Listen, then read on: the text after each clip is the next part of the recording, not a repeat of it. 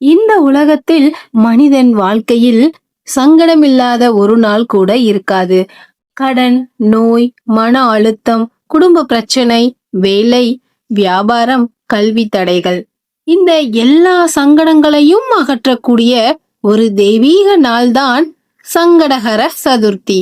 இந்த உலகத்தில் மனிதனுக்கு மிகப்பெரிய கவலையாக இருப்பது எது? நோயா, தனிமையா, அவமானமா? இவை எல்லாவற்றையும் விட மனதை அதிகமாக வலிக்கச் செய்வது கடன், பண சிரமம், பொருளாதார நெருக்கடிதான். எவ்வளவு உழைத்தாலும் பணம் கையில் நிற்கவில்லை என்றால் வாழ்க்கையே ஒரு சுமையாக தோன்றும்.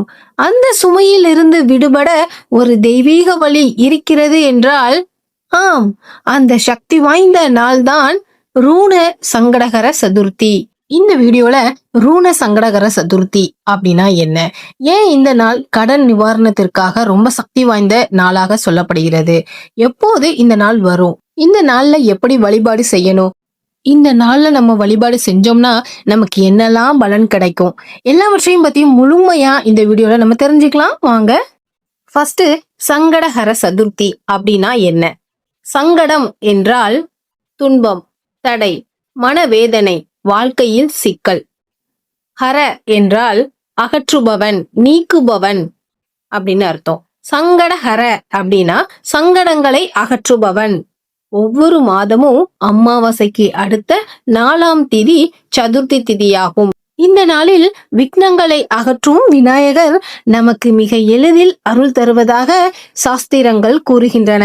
சரி, சங்கடகர சதுர்த்தி ஓகே, ரூண சங்கடகர சதுர்த்தி அப்படின்னா என்ன அப்படின்னு பார்க்கலாம்.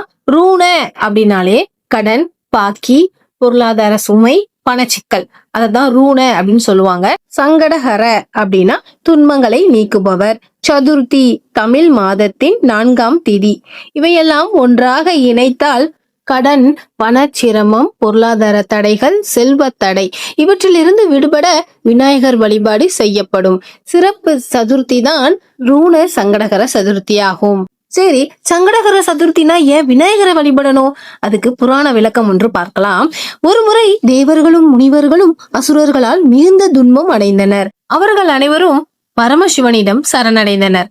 பரமசிவனோ அவர்களுக்கு விநாயகரை வழிபட சங்கடகர சதுர்த்தி விரதத்தை உபதேசித்தார். தேவர்களும் முறையாக விரதம் இருந்து விநாயகரை வழிபட்டதும் அசுரர்கள் அழிந்தனர், துன்பங்கள் நீங்கின, அமைதி திரும்பியது.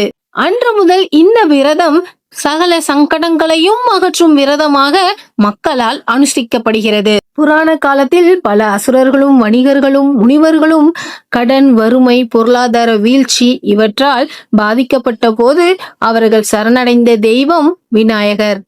ஏனெனில் விநாயகர் விக்ன நாசகர், கர்ம வினைகளை நீக்குபவர், பூர்வ ஜென்ம ரூணங்களை தீர்ப்பவர். அந்த ரூண தோஷத்தை அழிக்கக்கூடியவர் விநாயகர் என நம்பப்படுகிறது. எப்போது வரும் இந்த ரூண சங்கடகர சதுர்த்தி? கிருஷ்ணபக்ஷ சதுர்த்தி, அதாவது அமாவாசைக்கு பின் வரும் சதுர்த்தினாலே ரூண சங்கடகர சதுர்த்தி ஆகும். பெரும்பாலும் செவ்வாய்க்கிழமைகளில் வந்தால் அதி விசேஷமாகும். ஏனெனில் செவ்வாய் விநாயகருக்குரிய நாளாகும். கடன் தோஷ நிவாரணத்திற்கு மிகவும் உகந்த நாளாகும்.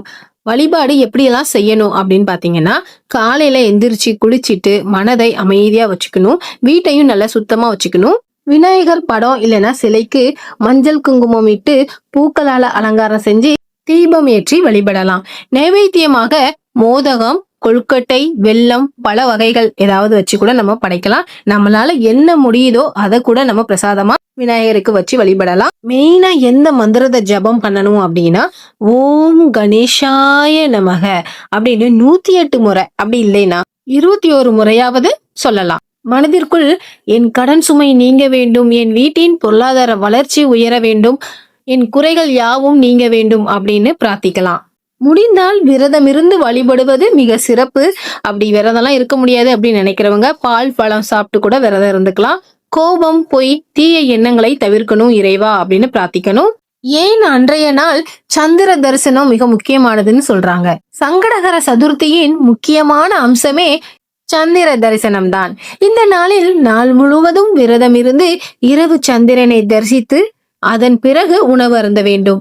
மன அழுத்தம், குழப்பம், பயம், சிந்தனை தடைகள் இதெல்லாம் போக்குறதுக்கு விநாயகர் சந்திரனை சாட்சியாக வைத்து மனித மனதில் உள்ள சங்கடங்களையும் கர்ம தடைகளையும் பூர்வ ஜென்ம தோஷங்களையும் நீக்குவதாக நம்பப்படுகிறது. சங்கடகர சதுர்த்தியில் சந்திர தரிசனமே மிக அவசியமாகும். மனம் தெளிந்தால் வழி பிறக்கும். இரவில் சந்திரனை பார்த்து தரிசித்துவிட்டு நீர் அல்லது பாலை அர்ப்பணம் செய்துவிட்டு விநாயகருக்கு நன்றி சொல்லுங்கள். நன்றி விநாயகா என்று சொல்லுங்கள். பின்னர் இரவு உணவை எடுத்துக்கொள்ளலாம். யாரெல்லாம் இந்த விரதம் இருக்க வேண்டும்? தொடர் பிரச்சனைகள் உள்ளவர்கள், முயற்சி செய்தும் பலன் கிடைக்காதவர்கள், மன அழுத்தம் அதிகம் உள்ளவர்கள், வாழ்க்கையில் முன்னேற்றம் தேவைப்படுபவர்கள், ஆண், பெண், இளம், முதியவர் அனைவரும் இந்த விரதத்தை இருக்கலாம். இந்த விரதம் இருந்தால் கிடைக்கும் பலன்கள் என்ன? இந்த ரூண சங்கடகர சதுர்த்தியை தொடர்ந்து அனுஷ்டித்தால் கடன் பிரச்சனைகள் குறையும், தொழில் வேலை தடைகள் நீங்கும், திருமண தாமதம் சரியாகும், குழந்தை பாக்கியம் கிடைக்கும், மன அமைதி உண்டாகும், கல்வியில் கவனம் அதிகரிக்கும், பாவ கர்மங்கள் நீங்கும். முக்கியமாக நம்பிக்கையும் தைரியமும் அதிகரிக்கும். அதே வாழ்க்கையை மாற்றுமல்லவா? சுருக்கமா சொல்லணும் அப்படின்னா, கடன், பண சிரமம், வாழ்க்கையில தடைகள் இவற்றிலிருந்து விடுபட உதவும் அரிய தெய்வீக நாள்தான் ரூண சங்கடகர சதுர்த்தி. இந்த ரூண சங்கடகர சதுர்த்தி உங்கள் வாழ்க்கையில் ஒரு புதிய தொடக்கமாக இருக்கட்டும். இந்த சங்கடகர சதுர்த்தி உங்கள் வாழ்க்கையிலும் ஒரு மாற்றத்தை கொண்டு வர வேண்டும் என்றால் நம்பிக்கையுடன் விரதம் இருங்கள். விநாயகரை மனதார வழிபடுங்கள். இந்த வீடியோ உங்களுக்கு பயனுள்ளதாக இருந்தால் இந்த வீடியோவை லைக் செய்யுங்கள், ஷேர் செய்யுங்கள், சப்ஸ்கிரைப் செய்யுங்கள். விநாயகரின் அருள் அனைவருக்கும் கிடைக்கட்டும். கடனும் சங்கடமும் அகலட்டும். ஓம் கணபதியே நமக.